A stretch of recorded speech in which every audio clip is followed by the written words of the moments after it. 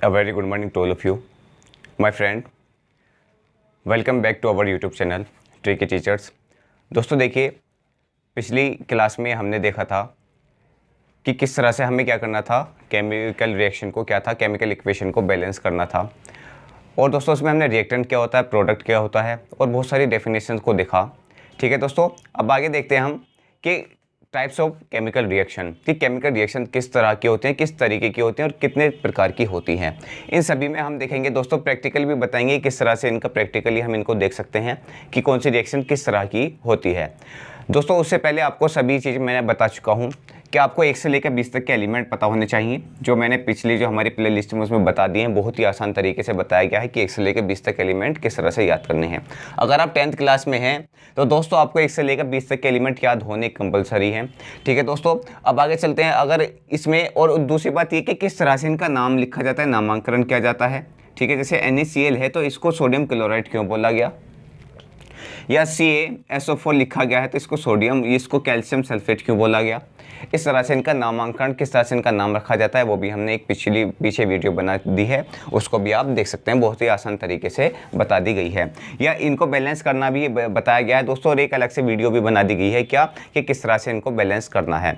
ठीक है, तो दोस्तों आज देखेंगे हम क्या कि केमिकल रिएक्शन, टाइम ज़्यादा ख़राब नहीं करते हुए अपने टॉपिक पे आते हैं सीधा। ये chemical reaction, types of chemical reaction, कि केमिकल रिएक्शन के कितने प्रकार होते हैं। तो दोस्तों इस वीडियो में हम देखेंगे केमिकल रिएक्शन जो होती है वो 5 प्रकार की होती है। ठीक है, 5 प्रकार के अंदर अगर क्या क्या चीज़ें आती हैं, किस किस तरह से केमिकल रिएक्शन होते हैं, वो सब देखेंगे। सबसे पहले देखते हैं हम, पहली रिएक्शन है हमारी कॉम्बिनेशन रिएक्शन। कॉम्बिनेशन से आपको पता चल रहा होगा जैसे कि कॉम्बिनेशन यानी कि कॉम्बो पैक। आपने देखा होगा कि जब आप कहीं मॉल में घूमने जाते हैं या कहीं आपने बाहर घूमने के शॉपिंग के लिए गए तो वहाँ पर कॉम्बो पैक होता है। कॉम्बो पैक का मतलब होता है दो या दो से अधिक होता है कॉम्बो। ठीक है, सिंगल हो गया, सिंगल नहीं कॉम्बो, या कॉम्बिनेशन से आपको पता चला होगा कि कॉम्बिनेशन से कंबाइंड होना। ठीक है, तो इसमें क्या, इन विच रिएक्शन, अब इसको डेफिनेशन देखते हैं। अगर आपको कॉम्बो का पता है, कॉम्बिनेशन का पता है, तो आप इस रिएक्शन की डेफिनेशन बहुत आसानी से लिख पाएंगे और इस रिएक्शन को भी बहुत आसानी से समझ पाएंगे। प्रैक्टिकली सीखेंगे, प्रैक्टिकली अपनी निजी जीवन से, निजी जिंदगी से, लाइफ से जोड़ते हुए हमें क्या करना है, इसको आगे लेकर चलना है। It is the reaction in which 2 or more reactants combine to form a single product। आया कुछ समझ में? नहीं आया? अब मैं बताता हूँ इसमें क्या कहा गया। It is the reaction in which 2 or more reactants combine to form a single product। इसमें यह कहा गया 2 या 2 से अधिक रिएक्टेंट मिलेंगे और क्या बना देंगे, एक सिंगल प्रोडक्ट बना देंगे। रिएक्टेंट्स मैंने बताया था, जो इधर लेफ्ट हैंड साइड पर लिखे जाते हैं वो रिएक्टेंट्स होते हैं, और जो बनकर आता है वो हमारा प्रोडक्ट होता है। कैसे होता है, जैसे कि मैंने आलू की चिप्स का पहले भी एग्जाम्पल दे चुका हूँ कि आलू से चिप्स जो बना, जो चिप्स का पैकेट हमारे हाथ में आया, चिप्स आए हमारे हाथ में, वो हमारा प्रोडक्ट हुआ। क्या हुआ, प्रोडक्ट हुआ। लेकिन उसमें क्या क्या रिएक्टेंट्स यूज़ हुए, वो हमारे रिएक्टेंट्स किस तरह से उसको बनाया गया, जैसे कि उसको छीला गया, उसमें तेल में उसको क्या तेल में फ्राई किया गया, उसमें नमक मसाले डाले गए, फिर उसको पैकेट में पैक करके उसमें गैस भी डाली गई और प्रोडक्ट के रूप में हमारे पास चिप्स आ गई। ये एक वैसे निजी एग्जाम्पल है। ठीक है, तो ये क्या हुआ दोस्तों, ये हमारी होगी, वो हमें प्रोडक्ट मिल गया। तो यही चीज़ है, इसमें भी क्या है दोस्तों, 2 or more than 2 reactants combine होते हैं, 2 या 2 से अधिक रिएक्टेंट्स और एक सिंगल प्रोडक्ट बना देते हैं। That is the combination reaction, यानी कि वो कंबाइन हो गए हैं तो कॉम्बिनेशन रिएक्शन बन गई आपकी। इसके अब रिएक्शन के एग्जांपल देख लेते हैं। पहले एग्जांपल अगर हम लें तो वो क्या है हमारा, बर्निंग ऑफ कोयल ले लेते हैं। बर्निंग ऑफ कोयल, ठीक है, बर्निंग ऑफ कोयल ले लिया हमने। किस तरह से, कोयले का जलना, बर्निंग ऑफ कोयल।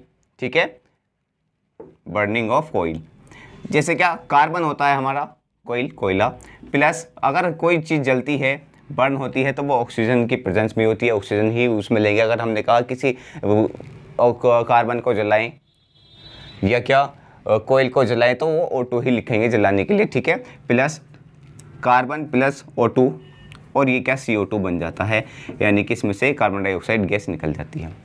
तो बर्निंग ऑफ कोयल में आपने देखा कि 2 रिएक्टेंट्स थे, 2 एलिमेंट हुए, उन्हों की क्या रिएक्शन हुई, उन्होंने एक प्रोडक्ट हमें प्राप्त हुआ। 2 रिएक्टेंट से एक प्रोडक्ट का प्राप्त होना, वो फाइंड आउट होना, that is the combination reaction. Next example एक और देख लेते हैं। ये पहला हो गया, दूसरा हो गया formation of water. Formation of water, formation of water, पानी का बनना देख लेते हैं। किस तरह से बनता है पानी दोस्तों? पानी के लिए हमारे जो रिएक्टेंट्स होते हैं वो हाइड्रोजन और O2 होता है, ऑक्सीजन होता है, और जब इनकी रिएक्शन होती है, दो रिएक्टेंट आपस में मिलते हैं, कंबाइन होते हैं, तो वो बनता है हमारा सिंगल प्रोडक्ट H2O प्राप्त होता है। हमें क्या फाइंड आउट होता है? H2O फाइंड आउट होता है दोस्तों। अगर हम इसकी प्रैक्टिकली देखेंगे तो प्रैक्टिकली भी हम देख पाएंगे कि किस तरह से हमें क्या हुआ, O2 प्राप्त हुआ। इसकी मैंने पीछे बता चुका हूँ कि यहाँ पर H2 है, यहाँ पर O2 है, यहाँ पर सिंगल O क्यों आया, वो आप पीछे वीडियो में जाकर देख सकते हैं कि इसकी क्या किस तरह से ये आया है। ठीक है। अब देखिए दोस्तों, दूसरी तरीके की जो हमारी सेकंड टाइप की रिएक्शन है वो है हमारे डिकम्पोजिशन रिएक्शन। डिकम्पोजिशन रिएक्शन से आपको पता चल रहा होगा कि टूटना, कि डिकम्पोज हो जाना। ठीक है दोस्तों, आपको डिकम्पोज इसी के नाम में ही छुपा हुआ है कि डिकम्पोज होना या डिकम्पोजिशन रिएक्शन है। इन this reaction a reactant splits into 2 और मोर प्रोडक्ट्स। इसमें आपको क्या पता चला दोस्तों? इसमें पता चला जो आपका एक रिएक्टेंट होगा, एक रिएक्टेंट वो क्या होगा, वो स्प्लिट होगा, टूटेगा 1 और मोर देन 1, यानी कि 2 प्रोडक्ट्स में टूट जाएगा।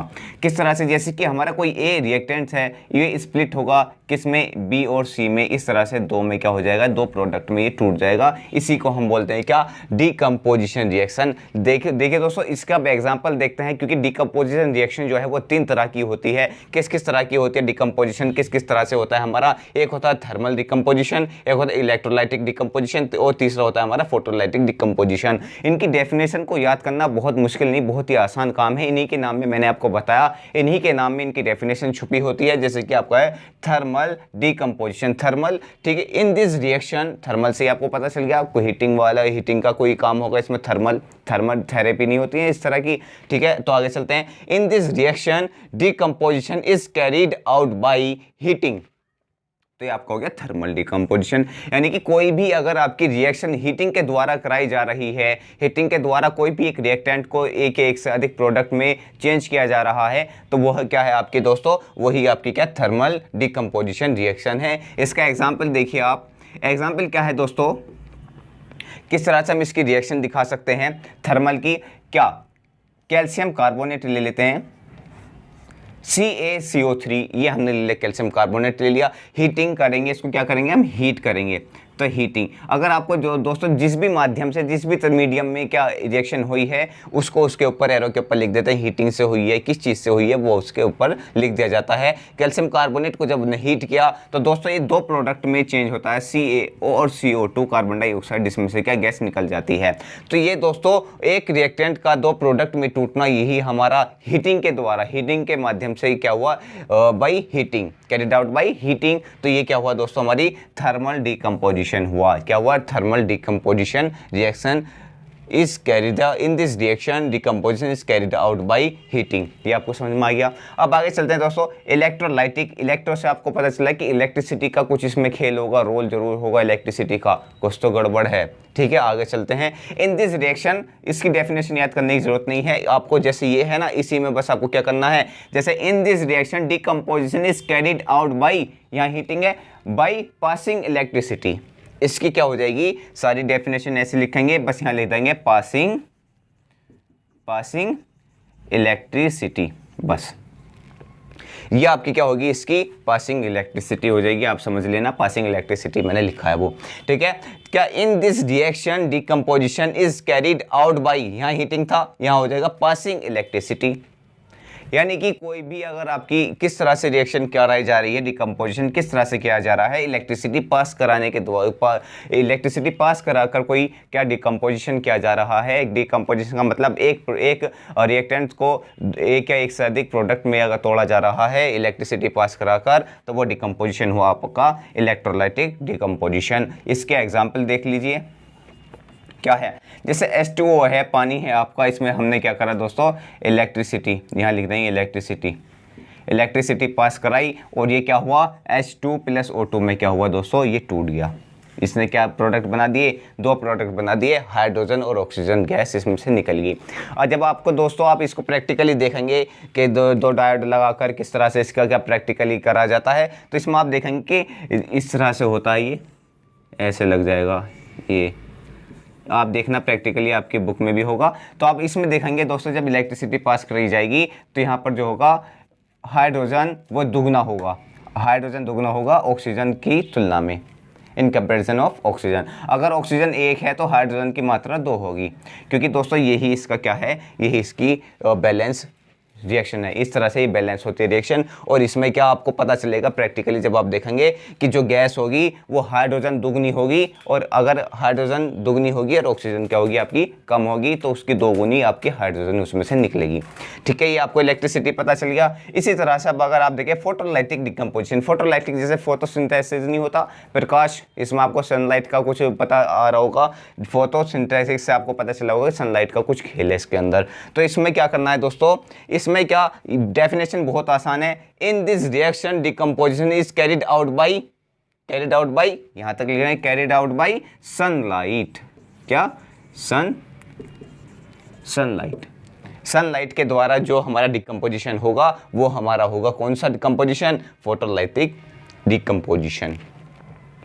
अब इसका एग्जाम्पल क्या है दोस्तों? इसका एग्जाम्पल है दोस्तों, जैसे कि एक एग्जाम्पल ले लेते हैं, सिल्वर क्लोराइड AgCl को अगर हम धूप में रखते हैं, धूप में रखेंगे, ये तो आपकी डेफिनेशन होगी। AgCl को हमने धूप में रख दिया, ये लगा दिया भैया सूरज लगा दिया, धूप में रख दिया, तो Ag और सिल्वर, Ag प्लस क्लोरीन क्या हो जाएगी, इसमें से निकल जाएगी। तो दोस्तों इस वाली जो रिएक्शन का यूज़ किया जाता था पहले, इस वाले डिकम्पोजिशन का यूज़ किया जाता था फोटोग्राफी में, ब्लैक एंड वाइट फोटोग्राफी में इसका पहले यूज़ किया जाता था। कैसे कि इस तरह से हमें क्या, इसका कई बार ही आ चुका है आपका एग्जाम में कि फोटोलाइटिक डिकम्पोजिशन का प्रयोग यूज़ किस चीज़ में किया जाता है, या फिर पूछा जाता है कि किस तरह की रिएक्शन है, किस तरह का डिकम्पोजिशन है, कौन सा ब्लैक एंड वाइट फोटोग्राफी में कौन सी रिएक्शन का यूज़ किया जाता था, या कौन सा क्या डिकम्पोजिशन है, तो फोटोलाइटिक डिकम्पोजिशन है। ठीक है, AgCl को धूप में रखकर Ag और क्लोरीन क्या इसमें से अलग हो जाती थी। ठीक है, अब देखते हैं, देखिए कौन सी थर्ड रिएक्शन क्या है हमारी, डिस्प्लेसमेंट रिएक्शन। तो डिस्प्लेसमेंट से आपको पता चल रहा होगा कि अपनी जगह से किसी भी एक चीज़ को हटाना, डिस्प्लेस करना, वो क्या हमारी डिस्प्लेसमेंट रिएक्शन। देखिए इस रिएक्शन में क्या है दोस्तों, इन this reaction more reactive element, more reactive से आपको पता चला हो ज़्यादा रिएक्टिव हो, ज़्यादा क्या हो, ठीक है, more reactive element displace less reactive element from its solution. तो इसमें क्या बताया गया दोस्तों, जो मोस्ट रिएक्टिव एलिमेंट है वो क्या करेगा, लेस रिएक्टिव एलिमेंट है उसमें से क्या कर देगा, उसके सॉल्यूशन में से उसको डिस्प्लेस कर देगा। ये हमारी डिस्प्लेसमेंट रिएक्शन है। अब देखिए दोस्तों इसको अगर हम प्रैक्टिकली अपने ही आसपास में देखें, जैसे मैं आपको बताना चाहूँ, जैसे कि कोई आपके क्लास का बहुत ही ज़्यादा क्या है, शैतान लड़ाकू क्या है, कोई दोस्त है आपका, या कोई ऐसा है कि वो लड़ता फिरता है, बहुत लंबा तगड़ा है, और आप अपनी सीट पर बैठे हैं, उसको क्या है कि आपको हटाकर वो आपकी सीट पर बैठ गया, आपको डिस्प्लेस कर दिया आपकी सीट पर से। ऐसी ये करेगा, ये क्या करेगा, क्योंकि ये ताकतवर है, मोस्ट रिएक्टिव है, मोर रिएक्टिव है, तो क्या करेगा भैया, जिस जो तकड़ा होता है वो तो बोधे पे क्या करेगा, अपना जोर दिखाएगा ही। तो देखिए दोस्तों इसका एग्जाम्पल अगर हम देखें तो किस तरह से करता है, जैसे Fe है, ये आयरन है, ये क्या होता है, ये गब्बर सिंह है, आयरन गब्बर सिंह है, ये किसी को भी क्या आप उसकी जगह से हटा सकता है। तो ठीक, ये अगर इसके सॉल्यूशन में डाला जाए, कॉपर सल्फेट के सॉल्यूशन में अगर इसको डालते हैं, तो ये क्या करता है दोस्तों, कॉपर को भगा देगा, क्या हट, तो इसकी सीट छोड़, मैं इसके पास बैठूंगा, क्योंकि ये मोर रिएक्टिव है किसकी तुलना में, कॉपर की तुलना में। तो ये क्या करेगा दोस्तों, यहाँ से कॉपर को भगा देगा और SO4 के साथ खोदा जाएगा। तो यहाँ क्या हो जाएगा, ये FeSO4 हो जाएगा, क्या हो जाएगा, FeSO4 प्लस Cu, ये कॉपर को अलग कर देगा। क्यों कर देगा, क्योंकि दोस्तों ये मोर रिएक्टिव है, किससे मोर है, ये है Cu, कॉपर से ये ज़्यादा रिएक्टिव है, इस वजह से इसने क्या किया, इसको डिस्प्लेस कर दिया। तो यही रिएक्शन क्या कहलाई आपकी, ये आपकी डिस्प्लेसमेंट रिएक्शन कहलाई। आपको दोस्तों रटने की कोई भी जरूरत नहीं है, उसी के नाम में छुपा होता है। ठीक है, उसी के नाम पे सब चीज़ छुपी होती है। जैसे कि आपको अगर मैं बताना चाहूँ, जैसे कि आपको क्या, जैसे दुर्योधन है नाम, क्या नाम है, दुर्योधन का क्या मतलब है, दुर्योग, दुर का मतलब बुरे, योग और धन, यानी कि बुरे कर्म को जो क्या करता है, योग करता है, वो दुर्योधन कहला गया। युधिष्ठिर नाम होता था पहले, पहले इसी तरह से नाम रखे जाते थे। युधिष्ठिर का मतलब है दोस्तों जो युद्ध में स्थिर खड़ा रहे, युद्ध में स्थिर खड़ा रहे, वो युधिष्ठिर कहलाया गया। ठीक है, इसी तरह से इन्हीं के नाम में छुपा होता है डिस्प्लेसमेंट रिएक्शन। डिस्प्लेस का मतलब क्या है कि उसको अपनी जगह से किसी को कोई डिस्प्लेस कर रहा है, तो वो क्या हो गया, हमारी डिस्प्लेसमेंट रिएक्शन हो गई। अब आगे चलते हैं दोस्तों, डबल डिस्प्लेसमेंट रिएक्शन। इस रिएक्शन में क्या हुआ दोस्तों, देखिए अगर इसकी हम वैसी डमी बनाए तो क्या A प्लस BC था, तो ये क्या करेगा दोस्तों, यहाँ से इसको हटा देगा, तो A के साथ में C आ जाएगा और B को अलग कर देगा। ये इसका हम क्या एक इस तरह से एग्जांपल भी बता सकते हैं। अब डबल डिस्प्लेसमेंट रिएक्शन क्या है दोस्तों, इसमें एक डिस्प्लेसमेंट हुआ, इसमें एक डिस्प्लेस हुआ, इसमें दो डिस्प्लेस होंगे। लेकिन इसमें क्या होगा दोस्तों, देखिए in this reaction new compounds are formed by mutual exchange of ions between two compounds, यानी कि टू कंपाउंड्स के बीच में आयंस का जो चेंज होगा, आयंस के चेंज होने से क्या न्यू कंपाउंड्स बनेंगे, ठीक है, वो क्या होगा, हमारा डबल डिस्प्लेसमेंट रिएक्शन होगी। अब देखिए इसको किस तरह से समझते हैं, ये तो हमारी बात होगी किसकी, डेफिनेशन की। इसका ये इस तरह से होती है ये रिएक्शन, जैसे ए बी है प्लस सी डी से क्या करी इसने रिएक्शन की, ठीक है, ये दो क्या है हमारे, ठीक है, ये दो हमारे रिएक्टेंट्स हैं, ठीक। अब ये किस तरह से करेंगे, अब ये क्या करेगा दोस्तों, ए जो करेगा डिस्प्लेस कर देगा सी को और डी के साथ में खुद आकर बैठ जाएगा, ठीक। ए किसको करेगा, सी को कर डी के साथ में खुद आ जाएगा। और ये सी क्या करेगा, भाई तूने मेरा भगाया, सी यहाँ से ए को भगा देगा। अब जब दोस्तों यहाँ से ए चला गया, ए ने सी को भगा दिया, वो डी के साथ चला गया। अब सी क्या करे, सी आ जाएगा तुम्हारे बी के साथ, तो ये क्या आ जाएगा तुम्हारा, ये सी बी हो जाएगा। इस तरह से ये रिएक्शन की ये होगी, ठीक है, रिएक्शन इस तरह से होगी। अब देखिए एग्जांपल के थ्रू हम किस तरह से समझते हैं आयन का एक्सचेंज किस तरह से होगा, वो अभी हम देखते हैं। जैसे कि हमारा सोडियम सल्फेट है Na2SO4, Na2SO4, मैं इसको रफ कर देता हूँ, नीचे जगह थोड़ी कम बच रही है, ठीक है। जैसे सोडियम सल्फेट ले लेते हैं हम Na2SO4 प्लस बेरियम क्लोराइड के साथ में अगर इसकी रिएक्शन कराई जाए तो ये बनता है BaSO4 प्लस NaCl। अब देखिए दोस्तों इसमें क्या हुआ, इसने क्या करा दोस्तों, सोडियम ने बेरियम को क्या कर दिया, यहाँ से डिस्प्लेस कर दिया, और सोडियम क्लोराइड बन गया, NaCl बन गया, ठीक है। जब यहाँ से ये हट जाएगा तो सोडियम की क्लोराइड में हो जाएगी, क्लोरीन में हो जाएगी, तो सोडियम क्लोराइड बन गया। अब ये क्या करेगा, ये बेरियम यहाँ से सोडियम को हटा देगा, ये इसके साथ में खुद बन जाएगा, तो ये बेरियम सल्फेट हो गया, ये इसके साथ में जुड़ जाएगा। तो यानी कि कुल मिला के हमें ये पता होना चाहिए दोस्तों कि यहाँ पर दो डिस्प्लेस होंगे, एक पहले वाला इस वाले को कर देगा तो दूसरे वाले के साथ जुड़ जाएगा, दूसरा वाला का पहले वाले के इसको हटा देगा, ये दूसरे वाले के साथ जुड़ जाएगा। इस तरह से क्या बेरियम सल्फेट बना। लेकिन इस रिएक्शन में जो दोस्तों सबसे मेन पॉइंट है वो ये है कि आयंस का एक्सचेंज किस तरह से होगा, अब यहाँ देखिए इसकी जो सबसे इंपॉर्टेंट चीज़ है वो ये चीज़ देखने लायक है हमारी, ये एक्वा होता है, एक्वा सॉल्यूशन होता है, ये भी हमारा एक्वा सॉल्यूशन होता है। ये क्यों लिखते हैं इसको एक्वा सॉल्यूशन, लेकिन ये बनता है दोस्तों सॉलिड और ये होता है एक्वा सॉल्यूशन। अब आपको क्या पता चला, आपने ये देखा दो एक्वा थे, एक्वा मतलब लिक्विड ही मानो, ये लिक्विड से लिक्विड है सॉलिड बन गया। ये सॉलिड कैसे बन गया, इसको ये सॉलिड बना दोस्तों, ये तो सॉलिड बना और ये एक्वा है सोडियम क्लोराइड, तो ये जो सॉलिड बना इसको बोलते हैं हम प्रेसिपिटेट। क्या बोलते हैं, प्रेसिपिटेट बोलते हैं। किस तरह से आयन का इस पर एक्सचेंज होता है, देखिए बेरियम के ऊपर जो चार्ज होता है हमारा प्लस का 2 होता है, और SO4 के ऊपर होता है हमारा माइनस का 2 चार्ज होता है, ठीक है दोस्तों। अब ये क्या करेंगे दोस्तों, इनमें जब आयंस का क्या होगा एक्सचेंज होगा तो ये क्या बेरियम सल्फेट बना लेंगे, प्लस माइनस जोड़कर क्या बन जाएगा, बेरियम सल्फेट बन जाएगा, और ये बनेगा हमारा क्या, ये बनेगा हमारा सॉलिड, ये हमारा प्रेसिपिटेट होता है। तो आपको बात में समझ में आई, क्या ये दो क्या थे दोस्तों हमारे, ये एक्वा था, ये भी एक्वा था, लेकिन सॉलिड बना दिया। अब इसका अगर प्रैक्टिकली आप देखेंगे तो अगर आप इस तरह से अगर एक क्या लेंगे, क्यूब लेंगे, उसमें क्या डालेंगे, सोडियम सल्फेट और बेरियम क्लोराइड को जब डालेंगे तो दोस्तों आपको नीचे बैठा हुआ मिलेगा, ये प्रेसिपिटेट नीचे बैठ जाएगा सफ़ेद कलर का, ये होगा आपका बेरियम सल्फेट। ये जो एक्वा को आप डालेंगे इसकी रिएक्शन नहीं होगी, इस तरह से रिएक्शन करेंगे, इनका एक्सचेंज करेंगे, सॉलिड बन जाएगा, ये नीचे बैठ जाएगा सॉलिड बनकर, जिसको प्रेसिपिटेट बोलते हैं, ठीक है दोस्तों। अब देखिए आगे देखते हैं।